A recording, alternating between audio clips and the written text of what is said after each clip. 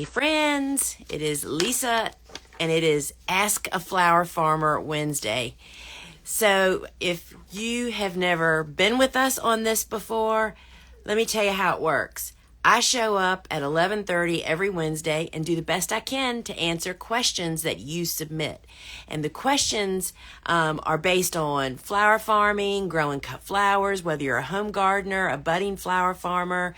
We talk about any and everything related: business, growing, seed starting, and even farm dogs. And so I actually have a great question that somebody DM'd me today, and it's going to kind of lead our conversation on flower conditioning today. But before we do that, if we've never met before, welcome aboard. You can find out more about me and the work that we're doing here at the Gardener's Workshop over at thegardenersworkshop.com. And friends, there is just tons of information over there. Lots of resources. Our online garden shop, I'm actually standing in the warehouse and where we fulfill all your orders when you order from us. And I happen to be standing right in front of where all the flower conditioning products are, because that's what we're going to talk about today. But I also want to invite you to join me. I don't know, have you heard? We have our own new phone app. And I do a live shopping show every Friday at 12 noon Eastern time. And I do it from the farm, along with Suzanne most often. And friends, I am showing the flowers that are in bloom. It's like I have our harvest. I can show you what the blooms look like, tell you a little bit more about the seed, help you understand perhaps when you should plant it, as well as I share kind of what the chores that I'm doing and what I use. And so this week I'll be talking, I'm going to be talking probably every week for the next few weeks about weed prevention and weed control, because we are heading in. I mean, if you've already lost control, you're done for the summer. So I am sharing what we do to prevent that from happening to us. Or there's always somewhere out of control, but at least how we do our best, right? So go to your phone app store, whether it's Google Play or the iPhone store. Download, you just search Gardener's Workshop Live Shop. Download it for the funnest experience. You can actually watch some of the previous ones. And here's the rub. I often offer some special offers over there on that show as a special event that you're not going to find anywhere else. And sometimes there's even products that aren't on our big website. That's kind of our introductory doorway. You know, when we have something new, we want to see how you guys like it. So please join me on Fridays, 12 Eastern time, inside of the Gardener's Workshop phone app, and it is tons of bloomin' fun. So it's getting better and better, and so check that out. Now so if y'all post your questions down in the bubble below with the question mark in it, that way I won't miss it by scrolling through everybody's name. So put your questions here. But I have a question that was submitted to me this morning by Maria, and she DM'd me on Instagram, and she said, burning question. I bought the CVBN tablets. So let's just have that's what these are. I bought the CVBN tablets and the holding solution tea bags, in parentheses, thanks for the super fast shipping. Is it okay to use them both in the same bucket? I typically harvest in the morning or the evening, then condition overnight and arrange the next morning. Should holding solution be reserved for the final bucket of bouquets that goes to market and not used for conditioning overnight? Thank you. So thank you, Maria. And I totally understand how confusing all of this flower conditioning deal is. So from the sounds of your email, it sounds to me like you harvest your flowers today. They condition overnight, and then you're making bouquets and going to market the next day, it sounds like. And so that is really simple. Let me tell you exactly what I would do in that situation. First off, every harvest bucket always gets a CVBN tablet. That just gets your flower stems full of bacteria-free, fresh, clean water that gets them started on the right foot, right? They need to sit in this water for at least 4 hours, but you can leave them there for up to 72 hours. So definitely you're starting off the right way, putting these in your harvest buckets. So if the next morning you are making them into bouquets and you're going to market tomorrow, then I'll just be really honest. I would just put straight water in my buckets. I mean, if they're just sitting in there for the day. But if they're going to be sitting in there for more than 12 hours, meaning another night and another day, that's when I would use the holding solution. It is, first off, okay to use the CVBN tablet and the holding solution at the same time, but it's not really necessary. So CVBN for all harvest buckets. Then if your flowers are being moved out from your possession, whether they go into farmers markets, then I just put them in water and go to market.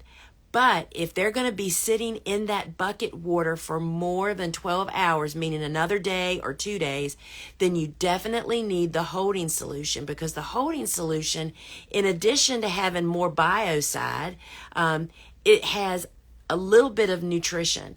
And I say a little bit because regular cut flower food has lots of food. It has a little bit of biocide and a pH balancer.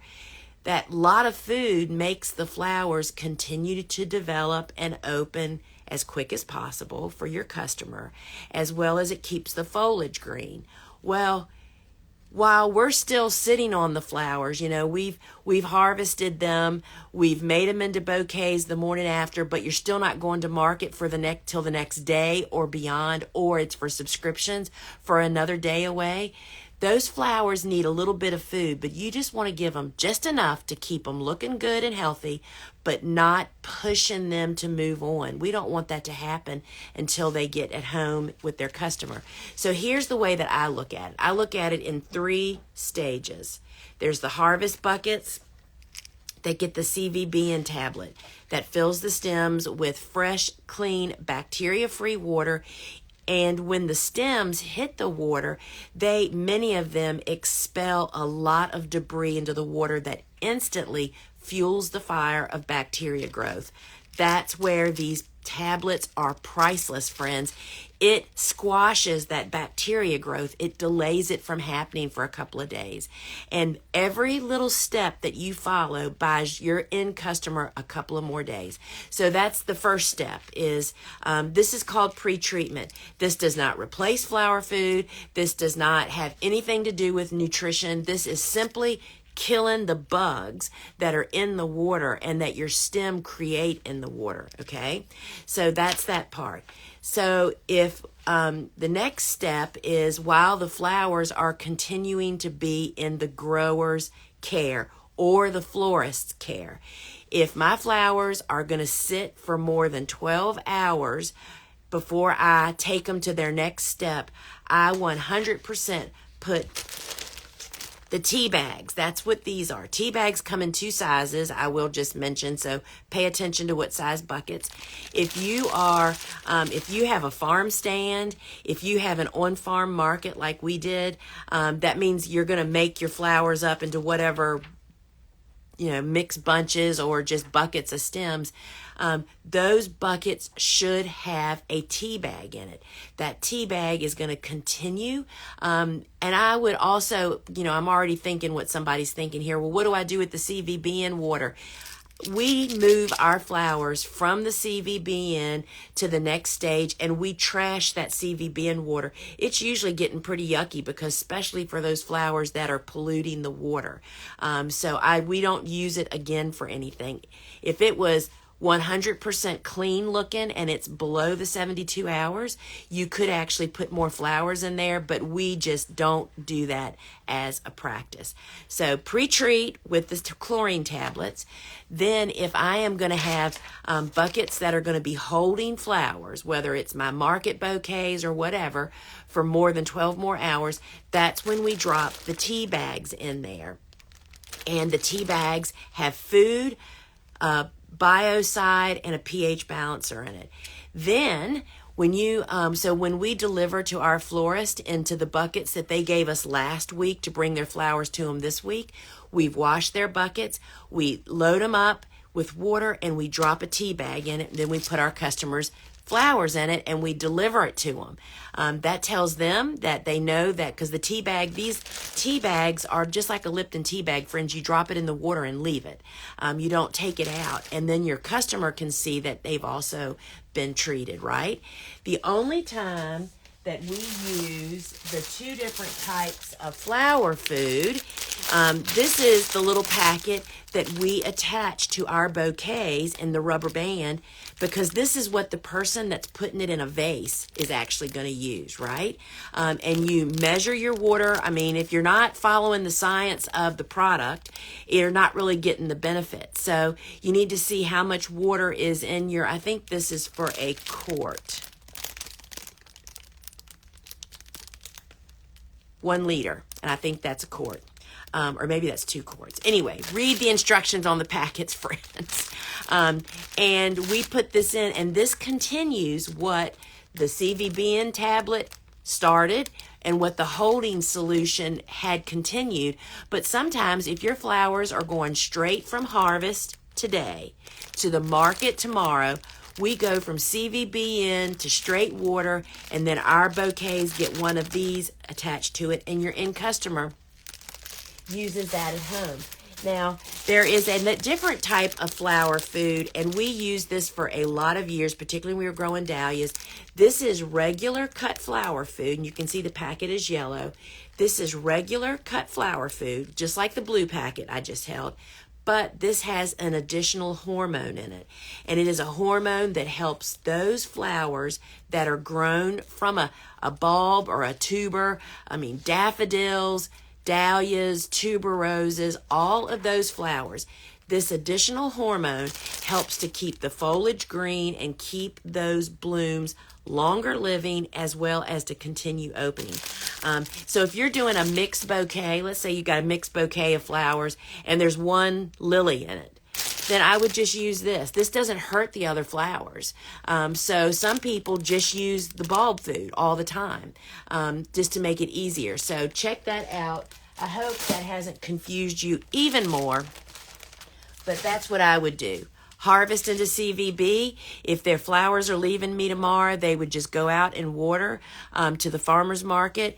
But I always put a tea bag if it's going to a commercial customer, because you can bet they're going to just leave it in the water you bring it in. All right, so we have some questions here. Let's get on with it here. So I know that flower conditioning is really, really confusing. And basically on our farm, we typically use the pre-treatment tablet, the CVBN, and we use Holden tea bags. We have the flower food packets, but we don't use those on the farm. That's what goes on our bouquets, if that makes it simpler for anybody. All right, let's see what we've got. If your zinnias are ready to be planted in 2 to 3 weeks, how much of that time is spent hardening off this time of year? Thank you. Also in 7B, 8A, just hotter and more humid. All right, Kim, so we start zinnias and typically are planting them out when they're 3 weeks old. So we typically, like I'm getting ready to boot zinnias out of the grow room as soon as I have room out on the carport, after Christine plants on Thursday. And then so it's about 2/3 of their life indoors, getting them big enough. Then they're going out onto the carport for 1/3 of their life. So for all kind of as a general rule, when it's hot outside and warm, we try to harden off warm season tender annuals for at least 7 to 10 days outdoors before they go out into the garden. Heat is far more brutal on plants than cool is. Hi, is there a correct way to cut flower spacing? I've seen different for the same flower. Yeah, good question. Cut flower spacing is 100% different than landscape planting. It's much closer and it varies. It depends on what specific flower that you're talking about. My book, Vegetables Love Flowers, which is really about a 3-season cutting garden, tells you what my spacing is for those flowers that are featured in there. But yes, and it is definitely tighter than, because think about it. You're literally pruning the plant twice a week by cutting it to harvest it. So those plants are very different than when they're in a landscape situation. Angela says, transplanted my coxcomb, basil, and zinnias, hooped and row covered, left for a week, and my husband didn't water because we had a lot of rain. Came back and to only one zinnia and all the basil. What happened? Well, sounds like they probably got toasted. If they were under row cover and not being attended to every day, I would guess that you were row covering to protect them from varmints. We row cover transplants, warm season tender annuals, but we are always really careful to water them daily, check them, and if it's getting really hot outside, you need to actually vent it. So I would recommend to you to restart. I mean, we're still, of course, restarting more and more of what you've just mentioned. We still have like 2 more startings to do. Start again. Harden them off, meaning acclimate them to the conditions more. And if you're going to have to use hoops and row covers to protect from varmints, you definitely need to vent and pay close attention to the water. Because it's just like leaving a dog in the car, right? It gets so much hotter in there than what you imagine, and you have to really pay close attention. All right, something has eaten my pincushion flowers. Grasshoppers, also my something leaves are shriveled and falling off. Help. So I can't really answer any of your questions because we don't really know what it is that's your problem. And so that is step A, friends, for whatever your problem is, whether you think your plant has a disease or if something is eating it. You need to get a clear definition of what's going on. And that's what our extension offices are for. Extension is the government's, it's like extension co-ops. That is where a lot of times the master gardeners are based out of. But we have extension agents or extension resources where sometimes you can send them clear pictures and they can diagnose, or you can drop a sample off. Before you can do anything about anything, you have to know what's going on. Sometimes people will say, like somebody saying their leaves are shriveling and falling off. Sometimes that's because, guess what? Are you watering it? How's the soil? There's so many possibilities. So you have got to 100% get a diagnosis. And if you're not a gardener and don't have resources and books to look it up in and try to figure it out, go to your extension office. That's what they're there for. And friends, that's what I do. I don't know a bunch of stuff about bugs. I don't have room in my head for that because we have resources that we go to. And that's what you should do too. My ProCut centers are a little smaller than yours. Thoughts? I'm thinking amount of sun. So if you're talking about the size of your blooms, that can be anything. That can be water, nutrition, heat, your spacing, the soil that they're planted in. But definitely 100% the size of sunflower heads are a reflection of all those things that I just mentioned. And spacing being the number one, then nutrition and water, heat, and full sun. Sunflowers need 8 to 12 hours of sunlight a day, or you will definitely get smaller blooms. First year flower farmer here. I will only one planting. How long will zinnias produce flowers? I'm cutting twice a week. So Yellowbird. So it sounds like to me that you're you're only planting one planting of flowers, which is really, not a very good insurance policy if you're trying to be a cut flower farmer. But that one planting, if in the right conditions and in full sun and you're cutting them properly and you don't have pest and disease issues, they can really produce over the entire summer. However, they get tired. So the blooms get smaller and they tend to produce less. So again, it 100% pertains to your skill and what you're how you're taking care of things. So cultivating the heart. Can you explain the easy flow fertilizing system, how often you use it, what product you use in it, and the size of the system? So she is asking about the first generation, I'll call it, basically the cheapest, fertigator. And it's called an easy flow. And it's a siphoning system that you can use with your T-tape or your drip tape. And you really should. This is, I'll just point out, this is one of the many reasons why you should have a really great relationship with your irrigation supplier. I'm always giving out the two that we recommend that are just like the leaders in the industry. One's on the West Coast, one's on the East Coast. Dripworks.com is on the West Coast, and Berry Hill Irrigation is on the East Coast.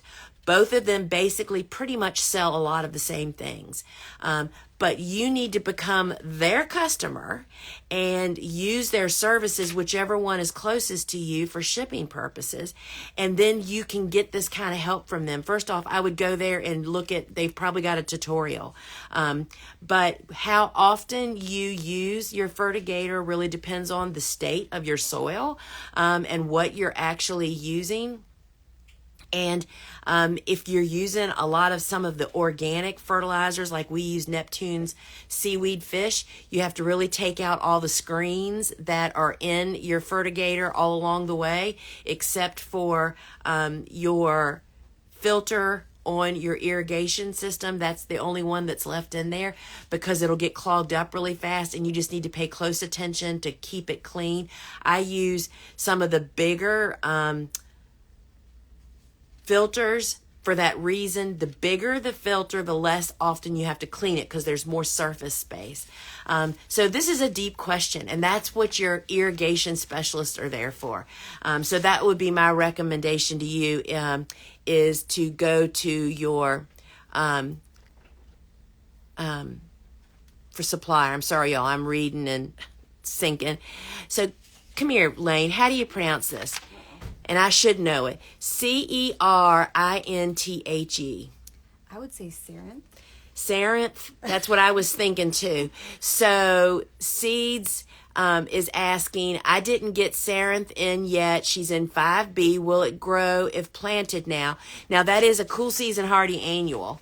And so that is a cool flower. I have no idea of knowing that. If you live in an area where you don't get a lot of heat and humidity in the warm season, then certainly go for it. I mean, what have you got to lose?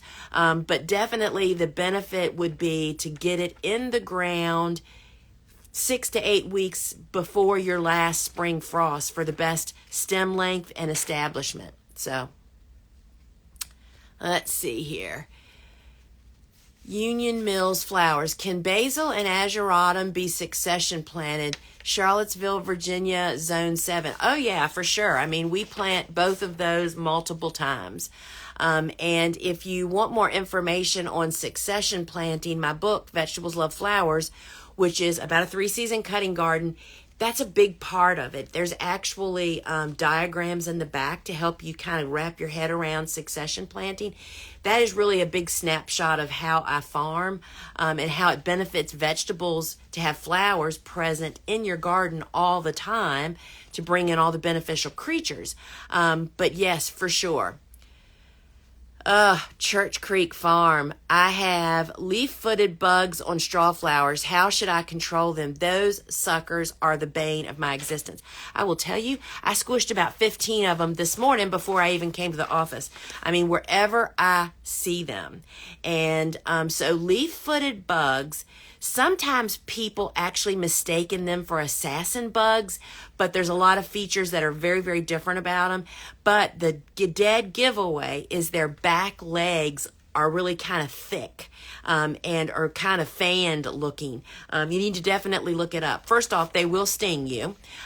So I am always careful, but I am always squishing them, and they love straw flowers. And that is actually kind of a trap crop for us very early in the season.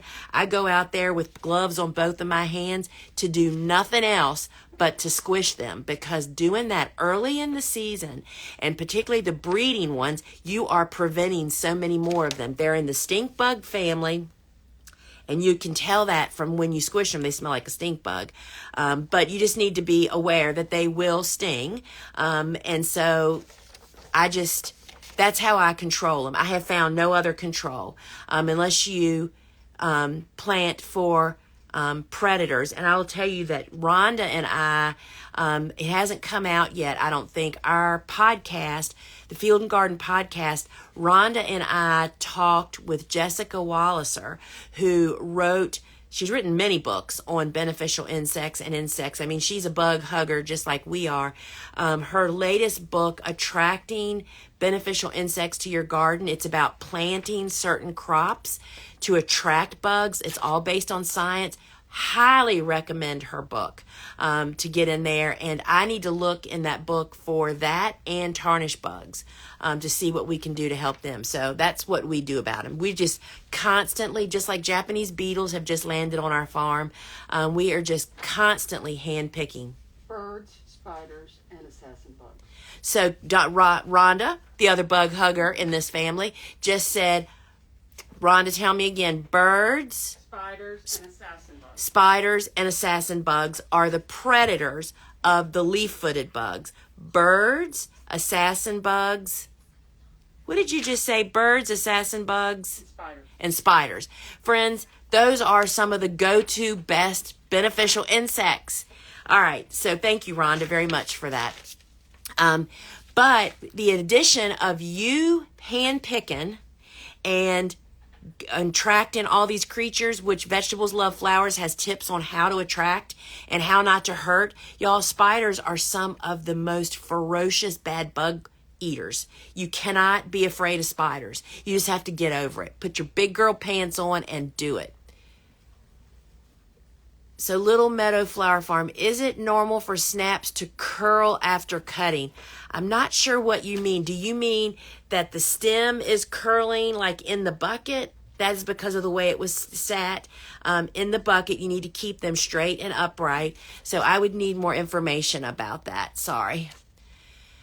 Skywide Farm, our pro-cut flowers develop weak and floppy heads within hours of harvesting.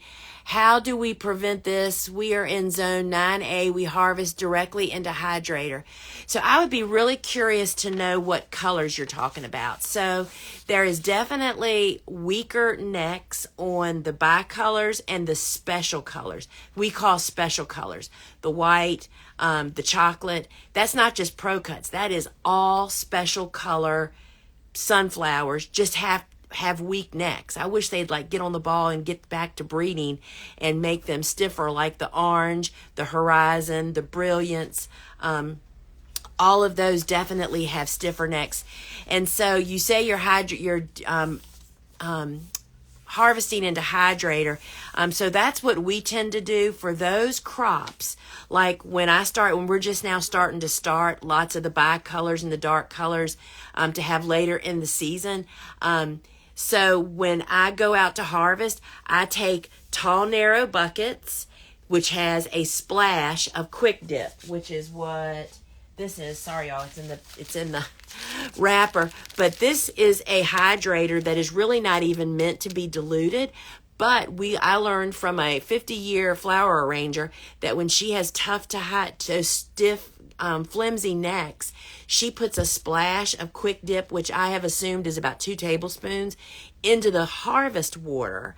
And it also does not interfere with the CVBN tablet. You can do both if you need and want to. I would, because sunflowers are dirty flowers. They pollute the water. And keeping them straight, hydrator, and getting them inside and making sure they stay straight has really made a huge difference for us. And if that's an ongoing problem, then I would just stick to the strong colors, which is the orange, any of the orange-based ones, Brilliance, Orange XL, Horizon, and Orange, which would be my go-to ones. All right. Stems are straight. The flower tips that haven't bloomed yet are curling. Like wilting, like in maybe mature enough. So let me just tell you how we harvest snapdragons. So we harvest snapdragons when the bottom flower is open. Secondly, snapdragons are a cool flower. If it's hot where you are, that is not their happy place, even though there are some snaps that will definitely perform. I just took a picture of the rockets that we planted in late spring, which we haven't done for years, to see how they perform, and they're blooming their heads off. I'm quite impressed. But I do know that harvesting them in this heat is going to be very, very dicey. I would harvest them first thing in the morning, harvest them when one flower is open, definitely harvest into CVB take them directly indoors, because if they're curling, if they're going down, then that is a stress. So you're just going to and get them out of the sun. So that would be my recommendation. Does eucalyptus need pinched? I bought the varieties you sell from you. So all the eucalyptus that we have does branch. You can definitely pinch, but pinching also delays the first harvest. And we're always so hungry to get that first stem that I make my first cut the pinch. So I at least get one usable stem the very, very quickest. Or you can follow my normal procedure, which is I do 50% of the crop. But yes, it's all branching, so you can definitely pinch that. All right, friends, it's after 12 o'clock, so I'm going to be getting off here. Now, couple of things. First off, I want to just say welcome to all of Dave Dowling's students that just signed up for his course. Enrollment was from last Thursday to Monday, and he has an enormous class. We could not be happier. Dave's pretty over the moon and stoked to get started. And so welcome. And then I just want to remind everybody that get our phone app. Just go to the App Store for your phone, for your device, download Gardener's Workshop Live Shop, and join me on Fridays at 12 noon in the app for the best experience ever. I am showing off what is blooming, giving you some tips. We have special offers each week, and I can't even wait to tell you what this week's special is. I'm not going to tell you. You have to come. And so, friends, remember that you can join me on Saturdays for Seed Starting Saturday. We are knee-deep into sunflowers right now. And so, hope you will join me over there. And next week, get here earlier if you're posting your questions, because I love answering them, but we are out of time. So, friends, till we meet again, ciao.